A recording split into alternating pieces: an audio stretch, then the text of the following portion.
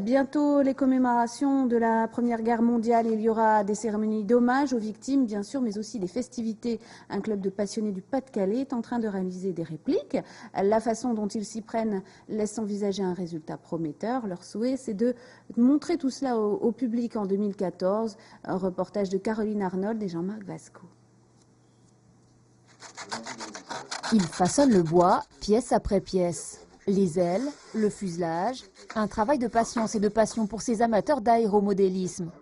Une histoire de copains aussi, comme ce jour-là dans l'atelier du club d'Artois. Ils sont venus d'Armentières, d'Arras ou de Douai pour prêter main forte à Philippe autour de son avion. C'est pas n'importe quel avion, c'est le Newport 28 qui est arrivé en fin de guerre 14-18. C'est un avion américain. C'est exactement la reproduction de l'avion au tiers. Donc vous multipliez par 3 et vous aurez la grandeur nature de cet avion. On est à 63 mm, c'est tout à fait... Un modèle réduit de 3 mètres d'envergure tout de même. Un projet fou, d'autant qu'à travers la région, 12 appareils de cette taille sont en construction. Tous des reproductions d'avions de la Grande Guerre. Et si des plans existent bien, il faut les décoder, adapter les matériaux, le royaume de la débrouille. Donc on a un amortisseur, avec le poids de la machine, ça devrait convenir sans problème. En plus c'est joli.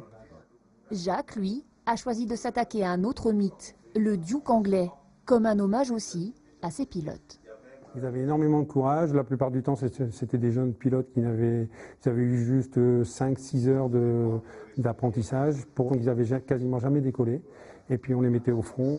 Décoller, ces avions-là devraient le faire pour les 100 ans de la Grande Guerre, comme l'avait fait avant eux la reproduction du Blériot 11, construit par les mêmes passionnés, et qui avait réussi à traverser la Manche. Des projets fous comme ça, il faut y croire. Et lorsqu'on est déjà passé par là, on a plus envie d'adhérer à ces projets. Reste donc à patienter quelques mois pour les premiers essais en vol. Et d'ici l'été 2015 au plus tard, la reproduction de véritables combats aériens de la Grande Guerre.